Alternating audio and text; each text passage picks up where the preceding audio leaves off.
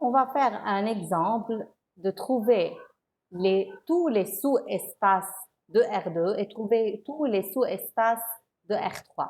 Donc, si on prend R2, on a déjà vu que le singleton 0, c'est bien sûr un sous-espace de n'importe quel espace vectoriel. Donc, le singleton 0, c'est un sous-espace de R2. Et tout l'ensemble, tout l'espace vectoriel est aussi un sous-espace. Donc, R2 aussi, c'est un sous-espace de R2. Maintenant, on veut voir le reste. Quelles sont les autres formes des sous-espaces de R2? Donc, on a le plan. R2, c'est le plan X' OX, par exemple, Y' OY. Je veux essayer de trouver des sous-espaces de R2. Donc, on a déjà dit que le vecteur 0 tout seul, l'ensemble formé par le vecteur 0, c'est un sous-espace. Donc, je veux maintenant prendre un vecteur.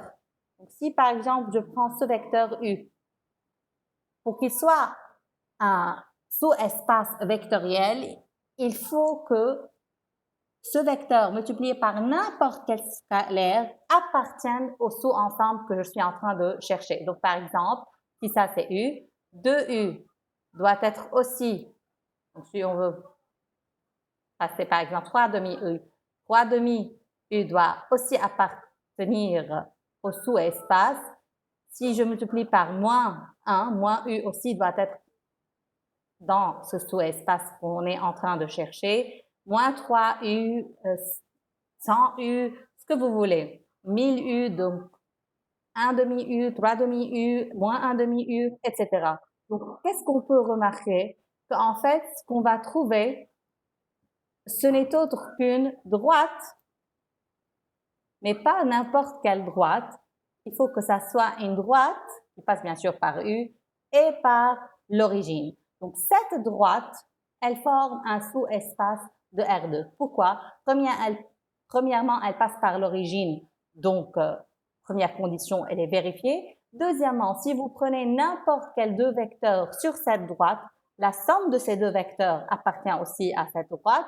Et si vous prenez n'importe quel vecteur, vous le multipliez par n'importe quel scalaire, appartient aussi à cette droite. Donc finalement, ce qu'on peut remarquer, ce sont tous les droites qui passent par l'origine, ce sont des sous-espaces de R2. Donc si vous prenez une autre droite, pas seulement celle-ci, donc si vous prenez cette droite-là, cette droite toute seule, elle est aussi un sous-espace de R3. Le vecteur 0 appartient et si vous prenez n'importe quel deux vecteurs sur cette droite, la somme, elle est sur cette droite.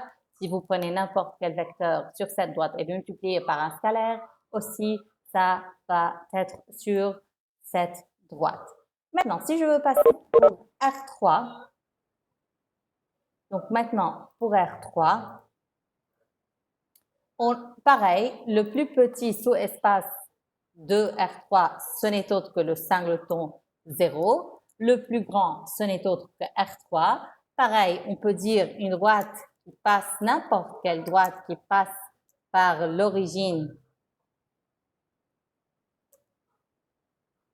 c'est un sous-espace de R3 et même n'importe quel plan qui passe par l'origine,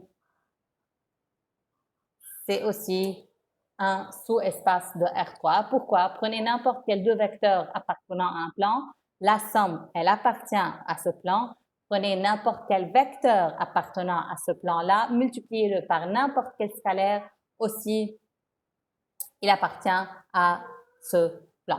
Donc, maintenant, ça, ce sont juste de remarques. Donc, vous ne pouvez pas pour répondre pourquoi une droite passant par l'origine, c'est un sous-espace vectoriel.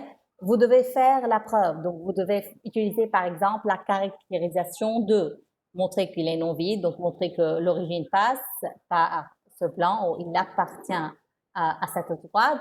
Et puis après, prenez n'importe quel deux points appartenant à la droite, il faut montrer que alpha, ou alpha c'est un scalaire, fois le premier plus le second appartient aussi à cette droite-là. Mais ça, c'est juste une idée pour pouvoir directement détecter si la question est « est-ce que c'est un sous-espace, oui ou non ?» Vous pouvez le savoir directement. Si c'est une droite qui passe par l'origine, directement, vous pouvez déduire que oui, c'est un sous-espace et vous le montrez. Tandis que si c'est une droite qui ne passe pas par l'origine, vous pouvez directement dire c'est non. Pourquoi? Parce que l'origine ne passe pas par cette droite-là. Un dernier exemple. Donc, je veux faire l'union de sous-espaces. Est-ce que c'est un sous-espace vectoriel? Et l'intersection, est-ce que c'est un sous-espace d'un espace vectoriel? Donc, je reprends R2. On a déjà vu chaque droite, n'importe quelle droite qui passe par l'origine, c'est un sous-espace. Donc, par exemple, si vous prenez la droite X' OX, ça, c'est une droite qui passe par l'origine. Si vous prenez Y' ou Y, pareil, ça c'est une droite qui passe par l'origine. Donc, ces deux droites-là, ce sont des sous-espaces de R2. Donc, si par exemple ça, je l'appelais E,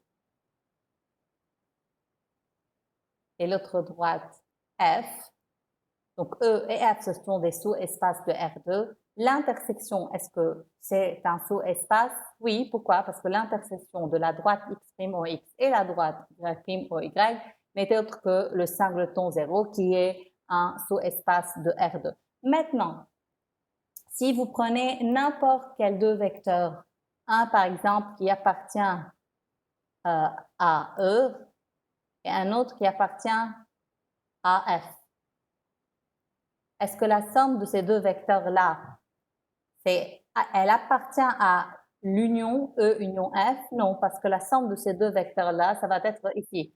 Ça va être dans le premier cadran. Si j'ai pris le premier vecteur sur la droite OX et le deuxième vecteur sur la droite OY.